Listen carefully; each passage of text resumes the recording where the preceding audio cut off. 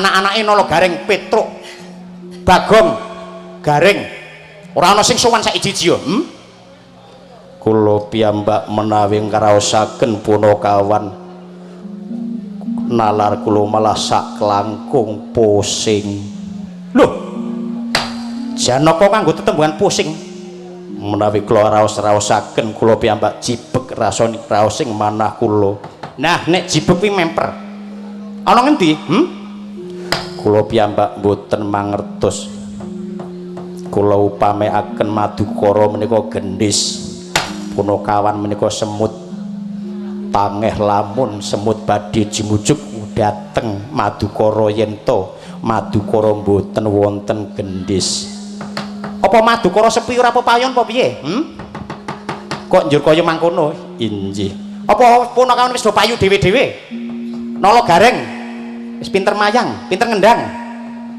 apa malah garwane arep bayen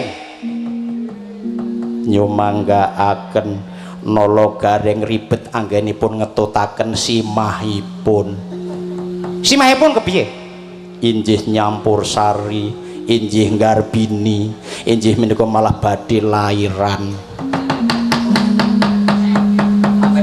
pinter ngendang kok bojone arep lairan malah pusing dhewe kang koran mbuh injih la yen Bagong malah swaliipun malah nglungani simahipun bila nglungani bojone injih ana-ana wae la yen Petruk kantong bolong Petruk ugi sampun sak klangkung laris sak klangkung injih sak menika sampun dangu mboten sowan wonten Madukara sampun kekiprah piyambak ilah punakawan ana-ana wae lah Kakang Semar malah rawat-rawat Mbok Bagul Sinabiwara ingkang kula tampi Kakang Semar mah bagadah gegayon badhe bangun apa?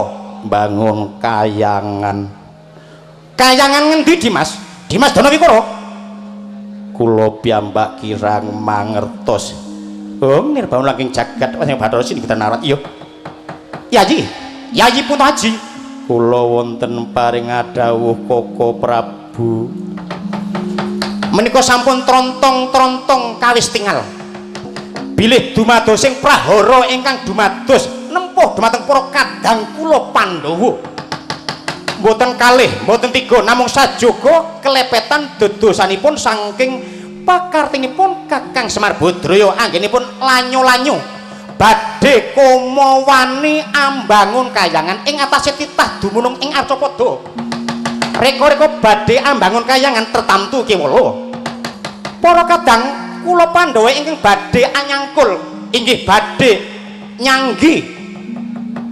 sambikalaning injih sapu dedanging Gusti ngamoding jagat tumempuh dhumateng para kadang mboten elok pramila sampun menika sampun ketingal enjing sasana laya giri sarangan dipun bangun sonten risak sonten kawulayakaken enjing sampun dados karangan abang menika mboten badhe tebih saking gendeng cenipun pakartipun Kakang Semar Badraya ingkang kumawani badhe ngerong kawibawaning Jawata badhe ngasoraken injih derajating Jawata badhe ngrasataken injih dhumateng para Jawata pramila sang menika Yayi sampun sakmenika kula nyuwun kanthi sanget menawi Yayi Prabu lan para kadang kula Pandhawa tasih badhe ngginakaken ingkang raka projengan Dewi Ndawati kula suwun kanthi sanget sampun ngantos panjenengan sedaya Yayi kula Pandhawa trumaja jumurung dumateng sedyanipun Kakang Semar badhe mbangun kayangan Yayi kadang kula malah prayogi ambudidaya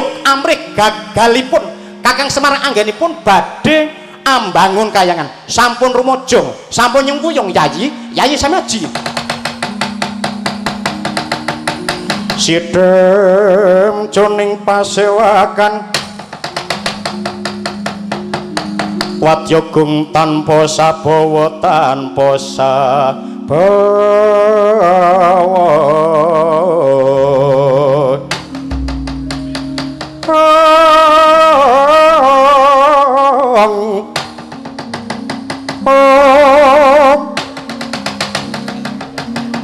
kapraban dening Sang Nalendra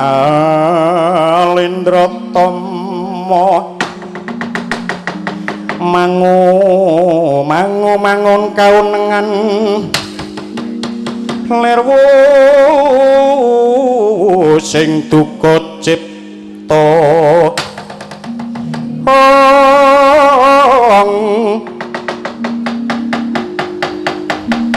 berbudi mandana raras Nalendra mbek marwa sing sang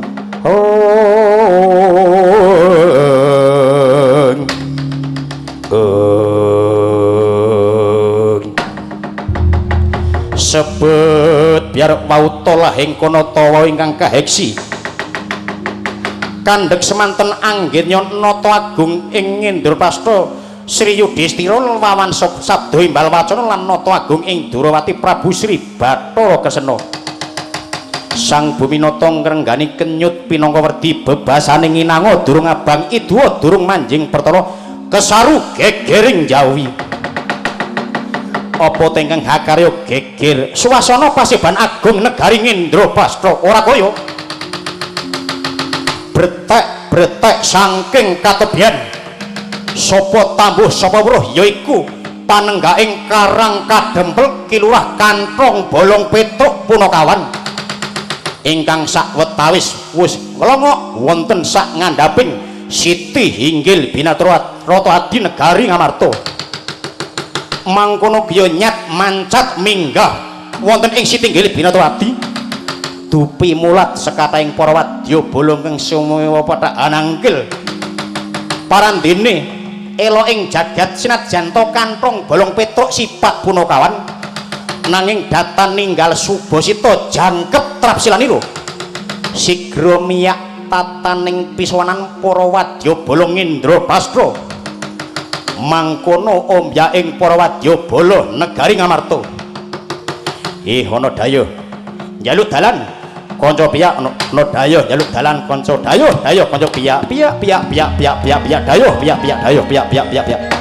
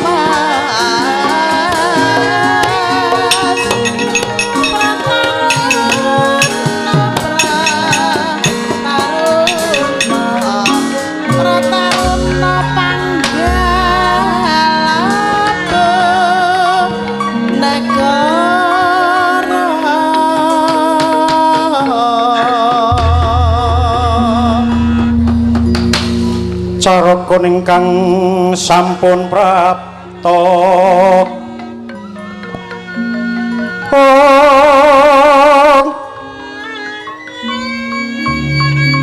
Lilanana matur mawantya wantya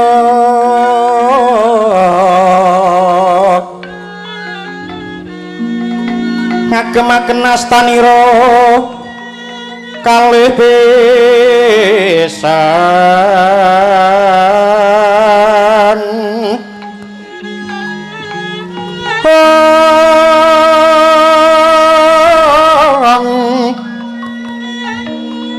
ler muka konjeming kesma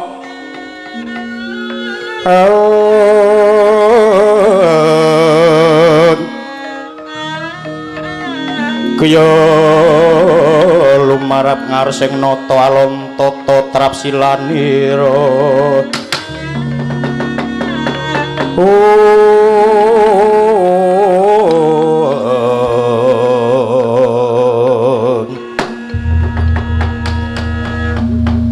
nirbawana langgeng jagat wasisaning Bathara ana sasmitaning sun ora bakal pangling ora bakal kesamaran ora nyilih ing pandulu iki kantong bolong kilurah Petruk sing sowan ana Ngamarta Petruk bagya sapratamu Petruk injih awit jinangkung ing Jawata lan ugi awit saking berkah pangestunipun sinuwun punta diulan sedaya Ndara kula Pandhawa injih widodo kalis ing sambekala nun iya syukur Petruk salajengipun keparenga ingkang adipun kantong bolong Petruk ngaturaken sungkeming pangabekti kunjuk saandhaping pepada mawantu-wantu wenten ngarsanipun sinuwun punta dewa lan sedaya Ndara kula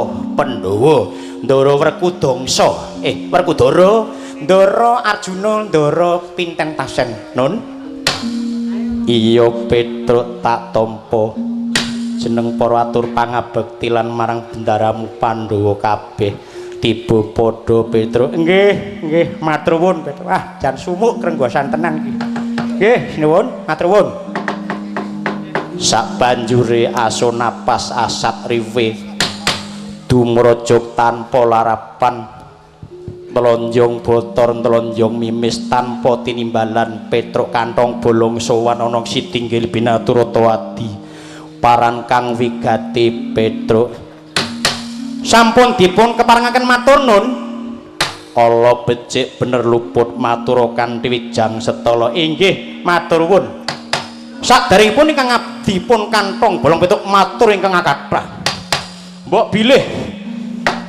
anggenipun Petruk kantong bolong matur manggih galap gangsul kathal kitul atur kula wonten sugaling atur kula mugi paduka sinuwun Yudhistira lan sedaya Ndara kula Pandhawa kersa mbedah tambah ing samudra pangaksama njauna nun inggih nun iya Petruk ora dadi ngopo matur nuwun tarak-sarasake saya kowe saya suwe aturmu saya pinter sastramu saya becik nggih seploke cukla-cukli bermono sandi sowan ten Gadingan iki lho jan sowan ten Dhuwut ten Kalimenur nggih niki klungsu-klungsu nderek uduh tak metruk kantong boleng bolong iya Petruk bombong rasane ngatiku bombong mawon kono nggo tambah tuku laptop kok njuk padhake nggih matur nuwun nun paran kang wigati Petruk nggih ndak kesuwen sih limbuhan barang iki inggih ngeten nun kula kasare dipun kengken aluse dipun utus kalian bapak kula Semar inggih Semar aduh nggih urung tak umbeni celentut terus kula dipun kengken bapak kula Semar supados sowan sinuwun punta dalahan kadang kadiyat Ndara kula Pandhawa wigatine bapak sepisan Petruk wis sowana sinuwun punta lan Ndara Pandhawa sowana Inggih, Pak. Bapak atur kintun sungkem dumateng sinuwun punta lan ndara kula Pandhawa mboten kula wiji-wiji. Tak tampa Petruk tiba padha matur nuwun. Angka kalih, Nun. Bapak menika badhe mbangun, Nun. Mbangun napa? Pangapunten Bapak Semar janis wong duwe kayu usuk, wong duwe kayu sengon ditumpuk ning dadi lakar mah didol arep nggo ewuh e. Kok malah bangun ki mbuh mbangun napa? Kula nggih mboten ngertos. Sejatine mbangun napa rasah kumbi? Bangun kayangan sinuwun. Kayangan ngendi? Nun, kayangan ngendi? Nggih mboten ngertos menika Bapak ingin namung dawuh ngeten niku wis nuwun. Sampun sangeten ngeten nuwun. Atur kula cekap. Inggih, bilih. Sinuwun punta gandeng Bapak badhe bangun kayangan dawuhe Bapak aluse kasare kangkene Bapak. Sinuwun punta lan sedaya ndara kula Pandhawa kahaturan jengkar binoyongan rawuh wonten Karang Kadempel papan dununge Bapak. Saperlu angestreni anyekseni Bapak gadah sedaya badhe mbangun kayangan sepisan menika. Angka kalihipun derek pisan gungan. Bapak inggih weling derek gungan nyuwun punten dalem sewu kelamit pusaka Ngendra Pastha III sepisan. Pusaka Jamus Miyang Kalima Sada kalih payung tunggul naga pungkasan katiga tumbak kara welang ka astowa pisan binoyongan dipun asta jengkar wut wonten Karang Kadempel. Atur kula cekap boten perlu kula panjang lebaraken awit menapa menawi kepanjangan masakake para kaum ibu yang kelebaran masakake para kaum bapak. Matur nuwun. Nyadong dawuh Nun. Petruk, Nun. Aja sembrono, mboten napa-napa tiru-tiru ya kula niki. Sapa sing tok tiru? Nggih, bapak kula ngedingan. Ngintil yang ini ki oleh-oleh. Iya Petruk. Koko Prabu Sri Bathara Kresna kula janji menika kantong bolong Petruk sowan badhe mboyong ingkang rayilan para kadang Pandhawa saha amboyong pusaka Ngendra Pastha III kados pundi Koko Prabu. Sampun Petruk kantong bolong kula panggani janji kadang kula Kresna sinayeng manggelung mangruk mining cakranira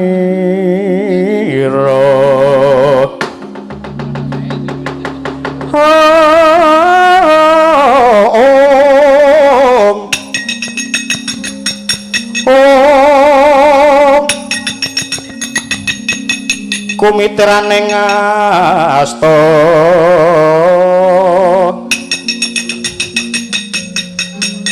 pindha landheping Trisula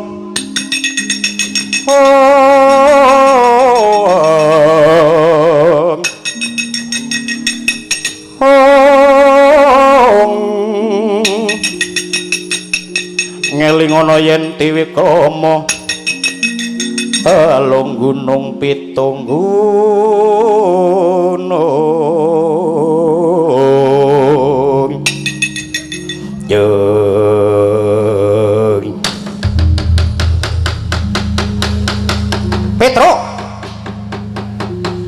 Petruk Nun weh sinuwune Ndarawati ta niki coba aku tak pitakon karo kowe monggo nek saged mangke kula wangsuli adile Piyayi mundhut prisa nek saged pun wangsuli sah lunas. Iya aku tak takon karo kowe kali kula iya gila apa ya wak deg-degan iki kowe kuwi bayi bocah apa wong tuwa kula iya waduh lah nek kula niku sakmenten kekaplake bayi niku terus nek kula bayi gedange sepira bayi kok semene ndelulet dereng mangke nggen kempongan kenyitan merek napa dereng nek nyuwun mik cucu nah cucu merek napa cucu cap nona kenomen, cucu cap sinden dereng terbit, cucu cap surni nah rada gurih kuwi tuwa kae kuwi, cucu cap titik kedaluwarsa engko le guyon engko mak pelirik ngono ya delok kanca-kanca marinir ya lah gebes kecu ke petruk nggih nek kula terus bayi sementen tuane niku pripun gedange kempongane kenyitane dereng mangke nggen mik cucu wau apa susu kowa lah bolo paculan kuwi wah jan susu napa niku nggen perkawis mimian lajeng nek teh wah rasip ora gurih lat nek kula dipresani saking kacamata yuswa umur nggih pun tuwa kathah hitungane wis momong saking riyen-riyen para sinuwun ingkang riyen dugi sakniki sayahene saking kacamata umur nggih pun kathah saking kacamata raga tismak cara raga asam urat gula darah triglistit nggih pun nyerak-nyerak niki nggih ateges pun tuwa niku menika sak jujure sak lugune nun pun kula jawab apa anane lah nek kowe ngrumasani wong tuwa rumangsaku kok wis suwe saya bagusi lah nek tiba nggen rasa niku nyok-nyok cok kepengin sing nom bareng e ning tiba nggen rasa dibatasi Jalan Melati Wetan nomor 62 candak kalih Pak Letnan Rosmiadi dan unit kula niku dibatasi Jalan Melati Wetan 62 niku nun aja cemongan Petruk lah kok kowe ngerti ora aku sapa lho rawake dhewe kok lali niku lho aku Kresna Petruk nggih sing ngarani Suwardi ketoprak Depok ya sinten sing ngarani Pak Suwardi sing godhog wedang nang biru ki sapa Suwardi apa Suwarjo ya lali aku kok njuk padake lah gene ngerti nek aku Kresna nggih sing ngarani nek sampeyan Serma Marinir Supama nggih sinten sampeyan sinuwun Kresna kula ngertos aja picemoni iso wangsulan kowe saged wong dilambe padake lambe kula nek mboten nggih omongan dememeng kula nggih omongan sewengi mengajeng Omar mimlik mawon kamangka nek kula niki mimlik kula pol-polke mesake panitia ingkang Hamengku Gati sing tombok-tombok panitia menika ingkang Hamengku Gati Koko Prabu Sumarjo lan Ibu Sri Sumarjo kula ngertos anggaran permimlikan terbatas niki gaji 13 remunerasi tunjangan kerja 13 bablas angine bengi iki wae nggo nyangoni Petruk gebes kantong bolong karo nggo gawe kluthek-kluthek mburi ora apa-apa ning sok akeh agung rezekine sok nanggap neh sing mburi seneng-seneng neh dalang loro meneh wae iki ana majaning Paslakan Agung Negara Ngamarta Petruk nggih sing ngarani niki ten Pasar Ngebong nggih sinten sing ngarani ten Pasar Bendungan Pon nggih sinten orang nembok pasar sing ngarani Pasar Kembang nggih sinten niki saya dileweran kowe Pasar Kembang waduh nggih ngertos niki ten Pasaran Agung kok yuk kuwi lah Petruk apa karangkat dempel ora ana wong liya sak liyane Petruk kantong bolong kowe to batur 17 gedibal kowe wong cilik lungguh dinglek wong kangke kowe derajat telonjong mimis telonjong botor tanpa larapan kowe sowan ngarsane Kyai Punto kok banjur kowe kumawane munggah kowe ngerti ora aku lagi sak bejagong lan Kyai Punto kok kowe watuk ora dem ora ngelirik meneh nek nglirik apa sungkem meneh sungkemo mbagekke ora walah toblas bunder tobe anak jaran lah jan wis niku to prakasi kula niki wong cilik nek ningali komandan pangandikan le komandan lajeng nyelo-nyelo nggih nek ketrima nek mboten ratu Wawan Sabdolan ratu kula nyelo-nyelo nek ketrima nek mboten nek mubadir percuma iso wangsulan saged mawon pun kula niati latihan terus belajar terus men pinter pokoke pilih Petruk nun Bakunti ratu karo kawula cilik. Wong gedhe wong cilik bakundi. Sedaya dibetahke, ratu nggih dibetahke, wong cilik rombongan wong mlarat kaya kula nggih dibetahke. Nggon papan nggih ngeten siwun. Dumadining negara menika tigang perkawis tunggal. Ratune ana, wonge cilik kaya kula ana, nggone papane ana. Ana ratune rung ana wonge cilik rung ana nggone dereng negara. Wonten wonge cilik wonten nggone dereng wonten ratune dereng negara. Niku wonten ratune wonten wonge cilik wong mlarat kawulane kaya kula dipimpin wonten komandane wonten anak buahe dereng wonten nggone dereng negara, dereng satuan, dereng. Niku nek cara kula. Wila. Ning bangane di Ratu Watak Kresna bedak-bedake kowe wong cilik, wong mlarat. Wah, senajan ning sak kelimah nang dodo panis rasane. Wis ngerti wong cilik dinyonyok wong Jawa ki nek pincang dene pincang ya nesu.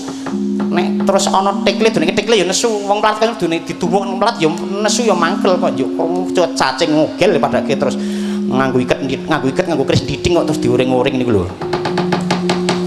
Gila. Niku sinuwun. Mbangane di Ratu Watak Kresna bedak-bedake ngene. Oh, nyekel ratu ora iso sip, guang genti nyekel bedor. Nyekel gelinding kok sember maceki madang. Kowe kok yo ngerti-ngertos mau sing jeneng kasut, gelinding, kucing. Niku kok njuk mah madyang padake. Bila sing ajeng ngarani Kresna sugih sinten nek ana wong mlarat kaya Petruk, sing ajeng ngarani Kresna ratu sinten nek ana wong cilik kaya Petruk. Kok njuk wonten awan, wonten bengi, ana asin, ana legi, ana pahit. Ana legi, ana anyep, ana asin. Lanang wedok. Awan bengi niku ana lara, ana tambane Gusti ingkang lebeng jagat nyipta sak judo menika kinarya anjangkepi. Beda-beda njangkepi rak ngeten. Kok njuk wong mlarat kaya kula niku nggih niku. Bila kok kaya mangkon nggih Petruk. Inggih, maton temen, maton mawon sinau e. Kok njuk padake. Ha niku. Nek cara ngen kula, wong kongkon iki nongkon mboten dedasar pangkat dhuwur. Lah iya ning Kakang Semar iso njaluk biyantu karo anak-anakku Gatotkaca, Antareja, Antasena, Abimanyu, Irawan upamane wis anggeni. Ora-orane yen ra dibantu. Nek aja kowe Petruk. Kowe mrosotke derajate Yai Punta. Waduh.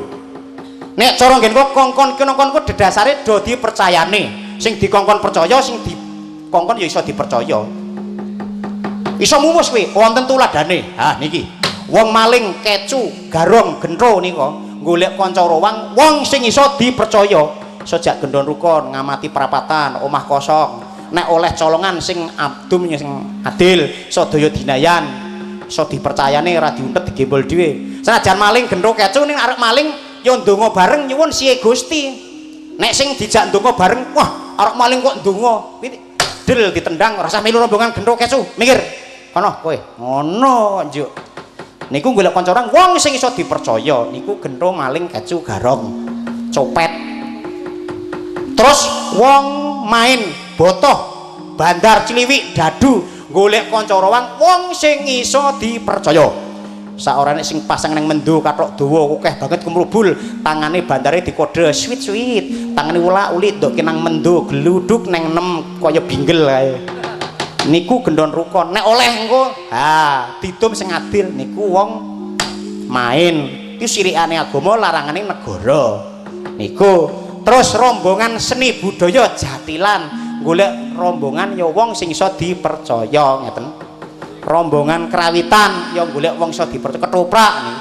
Wiyaga nderek Kyai Dalang iki golek dalang sing iso dipercaya. Oleh sithik dum sithik upamane, oleh sedengan dum sedengan upamane, oleh akeh dum akeh. Nek sing langka kuwi oleh sithik dum akeh, langka banget kuwi. Sing mondo-mondo ya oleh akeh dum sithik. Ah niku kan. Niku nggon sini budaya. Terus melih niki sing rada jane. Wong selingkuh. Wong selingkuh niku nggal dene golek kanca rowang ya wong sing iso dipercaya. Iso jak gendon rukun ora ngomong karo wong omah. Iso nyimpen wadi. Kejaba iso nyimpen wadi uga sisan sabiyantu total goleke papan panggonan goleke nggon. Sisan sak ngombene. Teh ya kena kok. sing penting aja oplosan ku ndak mampus niku nek cara ngen kula coba dipercayani wok tiso bandane nggo nambak praga weton niku kono nggo nambak kali Bogowonto si leader menika ngen Bogowonto ngene Pak Prawoto kae sing cetha nek ora iso dipercaya ya nganu golek sing iso dipercaya nek cara ngen kula niku bila Petruk nun aku dawuh karo kowe baliyo perkara Yai Punta mengko jumujuk nang Karang Kedempel perkara mengko pusaka Ngendara Prasta di boyong apa Purbawa sesa nang tanganku ora sah baliyo kowe Petruk mangke riyen tamu nundung dayoh nundung dereng umum dayoh oleh tamu jejer lungguh tingkrenuk karo nunggu sing duwe omah ngetokke suguhan Patra Pilwasa karo ngombe supat suruput lirih-lirih le matur karo ngenteni Koko Prabu Sumarjo ngetokke apa ngono lho niku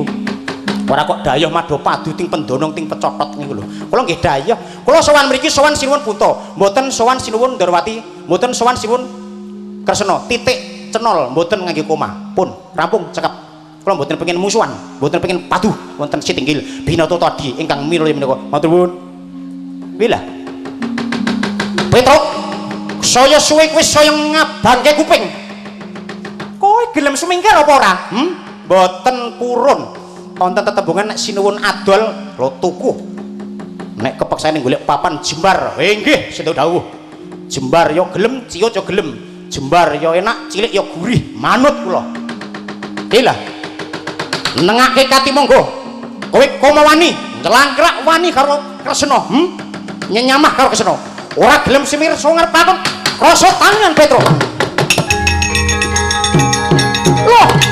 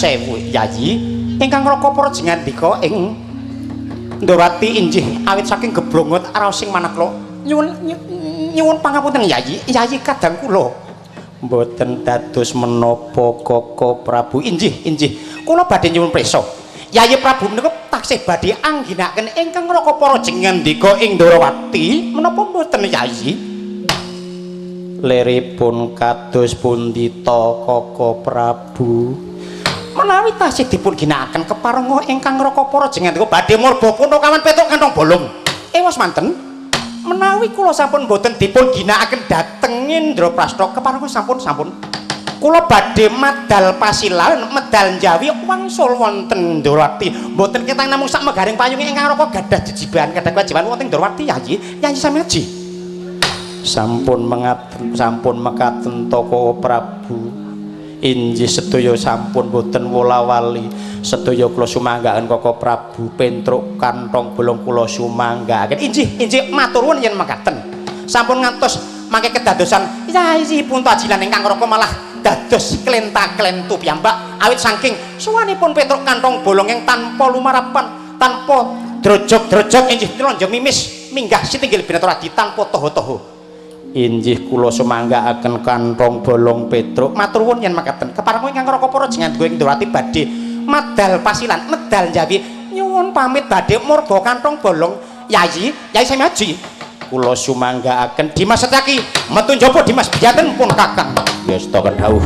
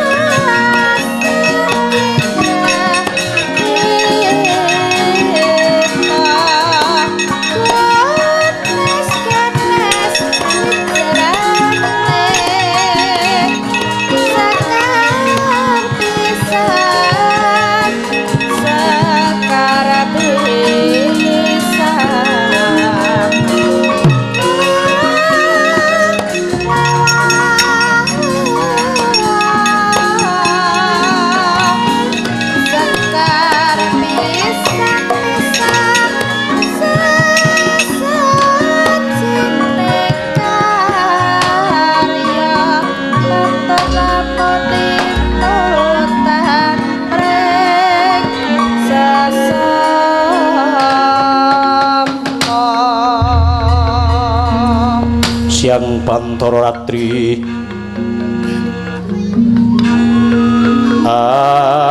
amung ciptori sang pukulun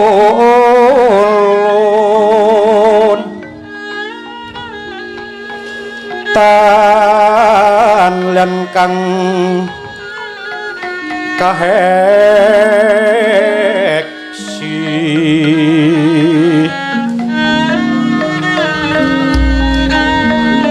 mila katur ingkang cundha mandi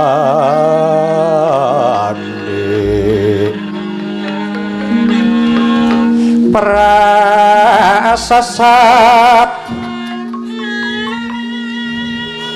mila katur ingkang cundha maneh prasasat regeng ulun wara kang sumembah munggo ing padanta ratu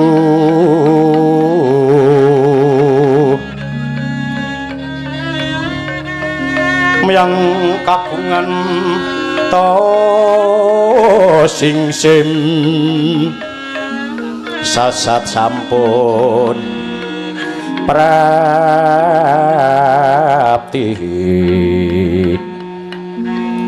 amung asta pukulun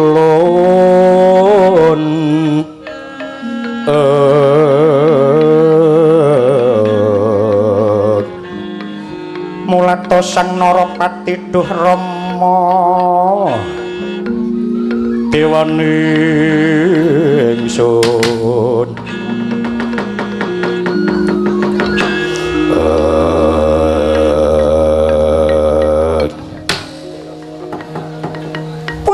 sewu Koko Prabu kepareng ingkang rayi badhe munjuk atur Koko Prabu Dimas Sadiwo kepriye matura kanthi wijan sadèrèngipun matur ingkang kathah manggih sugal atur ingkang rayi mugi Koko Prabu kersa bedah tambah ing samudra pangsama ora dadi apa Dimas astunipun Kakang Semar badhe mbangun kahyangan menika dereng kinantenan lepat Kakang Semar dereng kinantenan res Koko Prabu Sri Bathara Kesena karepmu kepiye Kakang Semar badhe mbangun kahyangan menika menawi kula injih upamaken jagat imbangening jagat kahyangan menika injih imbangening jagat jagat menika wonten kalih perangan jagat ageng lan jagat alit jagat ageng menika jagat ingkang gumelar saendhenging bawana inggih kahyangan jeneng Salaka lan sak panonipun nanging jagat alit jagat araos sing manungsa lah menawi ingkang badhe dipun bangun Kakang Semar menika to mangke jagating raos sing manungsa mangke para kadang Pandhawa yen boten jengkar jumujuk wonten karang gadhapel badhe nandhang kapitunan atur kula cekap Koko Prabu darbe atur kaya mangkono kok ya ora mau injih ajrih saking dukanipun Koko Prabu Sri Bathara kenging sampun injih mangalat-alat dumateng kantong bolong Petruk sampun duka yayasin pisak kelan ingkang rayi matur kala wau sumula matur kala wau nggih boten badhe dipun gatosaken kaliyan Koko Prabu Sri Bathara malah kepara mangke kula dipun injih embetaken dosanipun Petruk kantong ingkang rayi dipun dakwa lepat ugi dumateng Koko Prabu Sri Bathara tundanipun Koko Prabu Sri Bathara jengkar kondur wonten Ndrawati kanthi mengku sungkawa lan duka kula nyampe prahara kula mendel mawon rumiyin mangkono injih banjur kepiye carane Nodi inggih sakniki kok ngeten mawon Yayi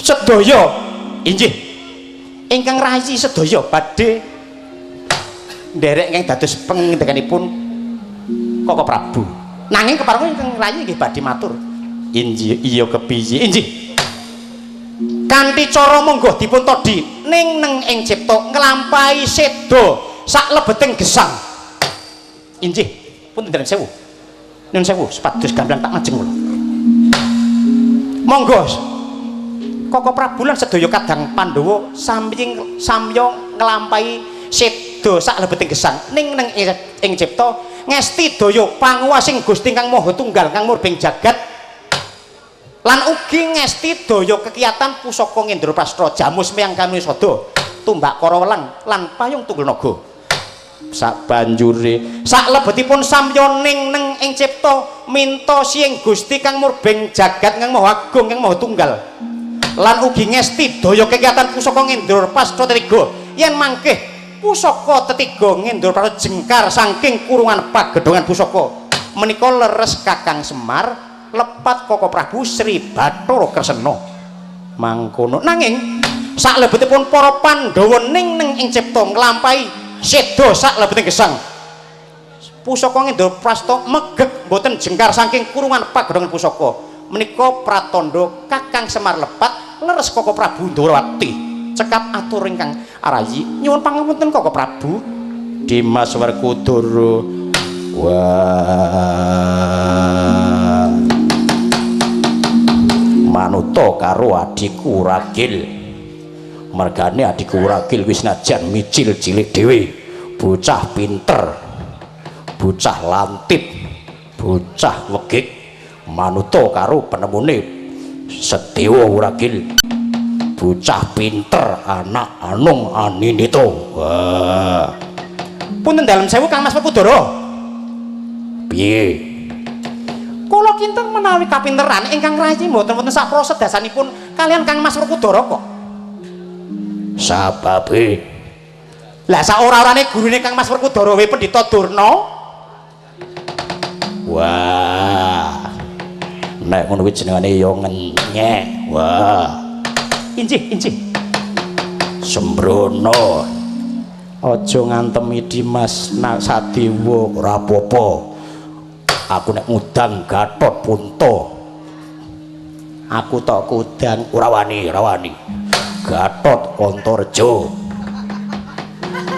Antasena tak antemi nek Puntadewa wah kakangku tak aji-aji malah sembah padha. Iya aja diantemi sampun Kang Mas kraos sakit Kang Mas. Yo lucu wong cah pinter ya. Matur nuwun Kang Mas dipun kudang kula. Cen yo ana wae carane ngudang Kang Mas Kudara kuwi. Nggih. Matur nuwun Kang Mas. Padha-padha. Yen kaya mangkon Wayu Dimas Arjuna Dimas Nakula lan Dimas Werkudara kabeh adi-adiku Pandhawa enggal diayati anggone padha ning ing cipta ayo enggal kawiwitan kapurwanan nuwun inggih Koko Prabu inggih Koko Prabu inggih Koko Prabu monggo kula dherekaken inggih monggo dipun awiti wah enggal diwiwiti dene utamaning nata berbudi bawa leksana liring kang berbudi mangkono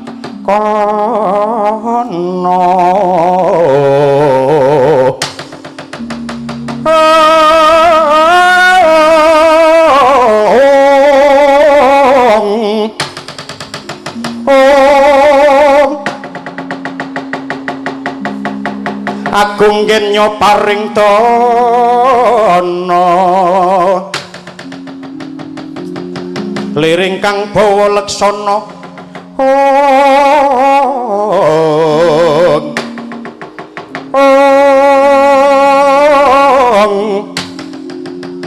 anggek ganjar saben dina nalendra mekmarwa sing sang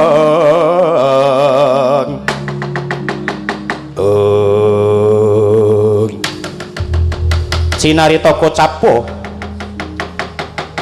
rat para Pandhawa Prabu Sri Yudhistira lan para Pandhawa sedaya sigrung nglampahi ning ing cipta nglampahi seda saklebeting gesang ngesti daya kekiyatan pusaka Indra Prastatika miwah ngesti daya panguwasing Gusti Kang Murbeng jagat rikating kandha pusaka kang wus tanggap marang sasmita pusaka jamus miyang kalima sada tumbak kalalang payung tunggul naga sigra jengkar saking kurungan pagodhongan pusaka lumarap ana ing pedukuhan Karang Kadempel Karang Kabolotan papan dunungira Kilur Semar Badranaya pamore murup saobor gedene kumelaping cahya pindha gebyaring tatik kagiat kang samya andulu gebyar-gebyar kadya tulu braja wenten ingkang alok yen to kadya daru lumaku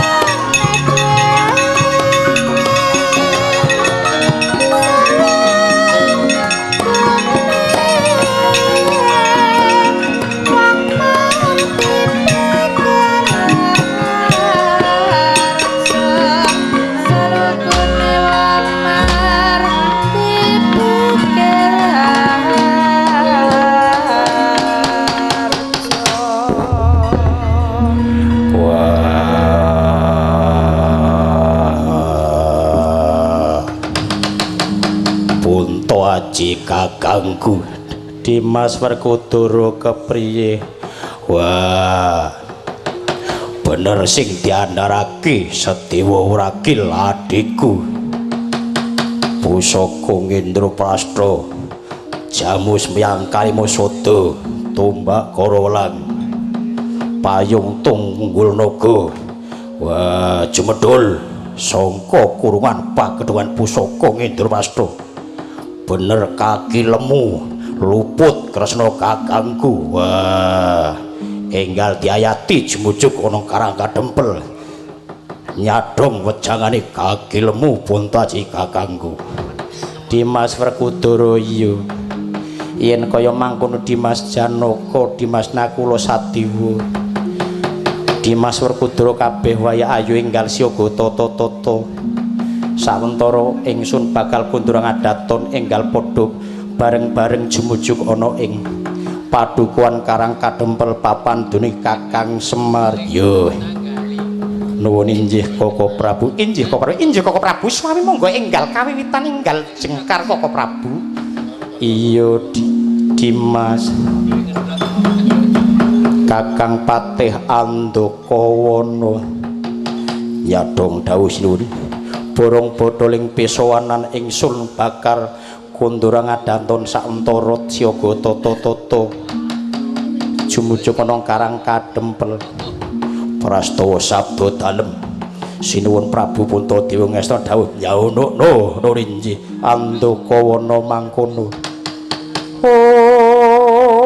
Oh.